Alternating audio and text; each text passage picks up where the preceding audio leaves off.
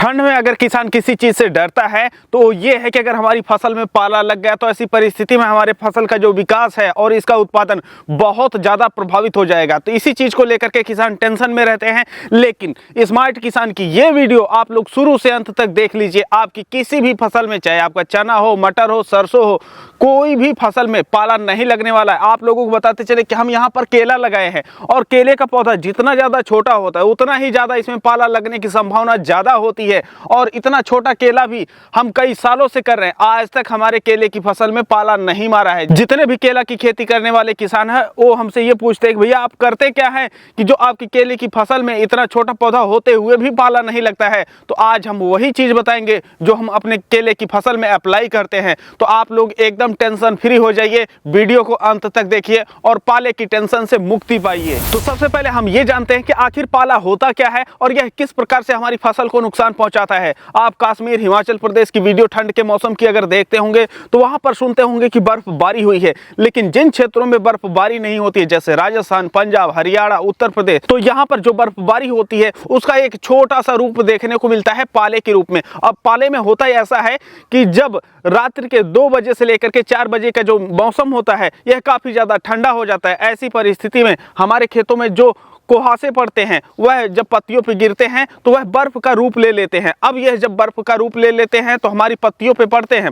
और हमारे पत्ती में जो पानी होता है वह भी जम जाता है, जिसकी वजह से जो हमारी पत्तियों के जो टिश्यू होते हैं यह डैमेज हो जाते हैं। और उसके बाद जब धूप निकलती है और वह बर्फ घुलती है तो ऐसी परिस्थिति में हमारी जो पत्तियां होती हैं यह जल जाती हैं।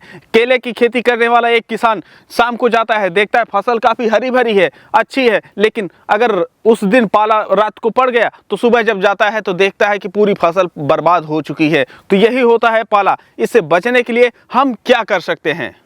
लेकिन आगे बढ़ने से पहले आप लोगों के लिए एक जरूरी सूचना। देखिए, जब आप लोग रासायनिक खेती करते हैं तो खादों का ज्यादा प्रयोग करते हैं, जिसकी वजह से जो आपकी लागत है यह बढ़ जाती है। और वहीं पर जब आप लोग जैविक खेती करने जाते हैं तो कौन सा कीटनाशक, फंगिसाइड और उर्वरक घर पे तैयार करके अपनी जैविक खेती में प्रयोग कर सकते हैं, इस चीज की सबसे बड़ी टेंशन होती है। तो इन्हीं चीजों को ध्यान में रखते हुए हमने एक ऐसी किताब लिखी है जिसमें आप लोगों को 101 प्रकार के जैविक उर्वरक, कीटनाशक, फंगिसाइड घर पे बनाने एवं उनके उपयोग करने के तरीके के बारे में विस्तृत जानकारी दी गई है। और यह किताब अगर आप लेते हैं तो ऐसी परिस्थिति में जो आपकी खेत की लागत है रासायनिक तरीके से कर रहे हैं तो कम हो जाएगी, और वहीं पर जैविक तरीके से कर रहे हैं तो जैविक खेती करने में आपको काफी ज्यादा आसानी होगी। इसमें ऐसी ऐसी खादों का नाम दिए हैं जो आपके डीएपी और यूरिया से बहुत ज्यादा ताकतवर है, जैसे गन्ने की प्रेसमेंट खाद, समाधि खाद इत्यादि प्रकार की जो खादें होती हैं यह डीएपी और यूरिया से ज्यादा काम करती हैं। यह किताब हिंदी और अंग्रेजी दोनों में उपलब्ध है। यह किताब डिजिटल या पीडीएफ फॉर्मेट में है, आप कभी भी निकाल करके अपने मोबाइल पे ही पढ़ सकते हैं। यह किताब 101 रुपए में मिलती है। दिए गए नंबर पे 101 रुपए का पेमेंट कर दीजिए, पेमेंट का स्क्रीनशॉट उसी नंबर पे भेज दीजिए और यह किताब तुरंत आप लोगों को मिल जाएगी और आप इन सभी चीजों का प्रयोग अपनी खेती में करके खेती को काफी ज्यादा आसान कर सकते हैं। किसी भी फसल को पाले से बचाने के लिए सबसे पहला और कारगर तरीका है जिसे किसान भाई पुराने समय से प्रयोग करते हुए आ रहे हैं, वह है अपने खेत में ठंड के समय भरपूर नमी बना करके रखना। जैसा कि हम आप लोगों को पहले ही बताए हैं कि जो हमारी पत्तियों में पानी होता है जब पाला पड़ता है तो वह पानी भी जम जाता है। ऐसी परिस्थिति में जो हमारी पत्तियां होती हैं डैमेज हो जाती हैं। तो जब हम भरपूर नमी बना करके रखेंगे तो हमारे पौधे में पानी की मात्रा ज्यादा रहेगी और उसे जमाने के लिए पाले को ज्यादा ताकत लगानी पड़ेगी। ऐसे में पाला ज्यादा ताकत नहीं लगा पाता है और जो हमारी फसल होती है यह सुरक्षित हो जाती है। तो आप लोगों को अगर पाले से बचाना है तो सबसे पहला तरीका आप लोगों को उपयोग करना चाहिए कि अपने खेतों में भरपूर नमी बना करके रखें। अगर भरपूर नमी बना करके रखते हैं तभी अन्य कोई तरीका कारगर होगा। अगर नमी नहीं है तो कोई भी तरीका कारगर होने वाला नहीं है। और यह जो भी हम आप लोगों को जानकारी दे रहे हैं, हम अपने खेतों में खुद खेती करते हैं और खुद जो रिजल्ट आते हैं, जिनको हम ऑब्जर्व करते हैं, वही चीजें हम आप लोगों को बताते हैं। यह सभी चीजें एकदम सही और सटीक हैं।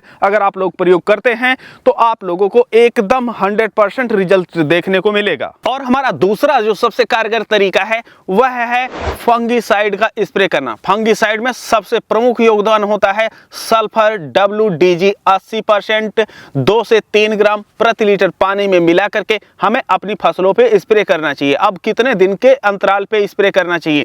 देखिए, अगर आपका टेम्परेचर मिनिमम 10 डिग्री सेल्सियस जा रहा है तो ऐसे में आप लोगों को लगभग 10 दिन के अंतराल पे स्प्रे करना चाहिए। अगर मिनिमम टेम्परेचर आपका 6 डिग्री सेल्सियस जा रहा है तो आप लोगों को 6 दिन पे स्प्रे करना चाहिए। तो इस तरीके से जो आपका सल्फर WDG 80% होता है, यह आपकी पत्तियों को गर्म रखेगा, उनको सक्रिय बना करके रखे रहेगा, जिसकी वजह से जो पाले का असर होता है काफ़ी ज़्यादा कम हो जाता है और आपकी जो फसल है यह सुरक्षित रखती है। सल्फर WDG 80% 2 से 3 ग्राम प्रति लीटर पानी में मिला करके स्प्रे करना है। दूसरी चीज़ ये है कि जो आपका प्रोपिकोनाजोल और हेक्साकोनाजोल का मिक्सचर आता है उसे आप ले लीजिए, उसे 1 से 1.5 ml प्रति लीटर पानी में मिला करके भी स्प्रे कर सकते हैं। लेकिन अगर आप लोग सल्फर एक बार स्प्रे कर रहे हैं तो दूसरी बार प्रोपिकोनाजोल हेक्साकोनाजोल का मिक्सचर स्प्रे कर सकते हैं, और जो अंतराल रहेगा दोनों के बीच में कम से कम आप लोगों को 8 दिन का बना करके रखना चाहिए। अगर सिर्फ आप सल्फर का ही स्प्रे करना चाहते हैं तो कंटिन्यू सल्फर का भी स्प्रे कर सकते हैं, लेकिन जो अंतराल आप लोगों को बताए हैं यह अंतराल का आप लोग विशेष ध्यान रखिए। सल्फर का स्प्रे करने से इसमें फायदा एक ये होता है कि सल्फर एक सूक्ष्म पोषक तत्व भी है जो हमारे पौधे को हरा भरा बना करके विकास में भी योगदान देता है। तो ऐसे में सल्फर से आप लोगों को एक एक्स्ट्रा फायदा होता है। और वहीं पर जो प्रोपिकोनाजोल और हेक्साकोनाजोल होता है यह सिर्फ फंगिसाइड का काम करते हैं, यह विकास में विशेष योगदान नहीं देते हैं और हमारे पौधे को सिर्फ सुरक्षित रखते हैं। तो सल्फर का प्रयोग करना काफी ज्यादा बेस्ट रहेगा। इसके अलावा फसलों को पाला से बचाने के कुछ अन्य तरीके भी हैं, जैसे खेतों में धुआं करना। देखिए, धुआं जो किया जाता है यह सुबह के समय किया जाता है, लगभग 3 से 4 बजे के आसपास। यह जब आप धुआं करते हैं तो एक लेयर बना लेता है, जिसकी वजह से अंदर की जो नीचे की हवा होती है यह थोड़ा सा गर्म रहती है और पाला नहीं पड़ता है। लेकिन यह जो तरीका है किसान भाई नहीं कर पाते हैं। अब ठंड पड़ रही है तो ऐसे में 3 बजे उठे कौन और जाकर के खेतों में धुआं कौन करे, तो यह पाला व्यवहारिक रूप से सही नहीं है। तो इसी तरीके से जो तरीके अन्य हैं वह उतना कारगर है नहीं। तो इस वजह से जो हम आप लोगों को 2 तरीके बताएं, एक तो नमी बना करके रखना, दूसरा सल्फर और प्रोपिकोनाजोल हेक्साकोनाजोल का स्प्रे करना। तो यही 2 तरीके अगर आप लोग प्रॉपर आजमाते हैं तो आप लोगों को बेहतर रिजल्ट देखने को मिलेगा। इसके अलावा आप लोगों को कहीं भी हाथ पैर मारने की जरूरत नहीं है। बाकी अगर आप लोग अपनी खेती को सफल बनाना चाहते हैं और लागत घटाना चाहते हैं तो जो किताब हम आप लोगों को बताए हैं कि 101 प्रकार के जैविक उर्वरक कीटनाशक फंगिसाइड घर पे बनाने एवं उनके उपयोग करने के तरीके 101 रुपये मिल रही, एक टॉपी से भी कम कीमत में, आप लोग दिए गए नंबर पर संपर्क करके उसे खरीद सकते हैं।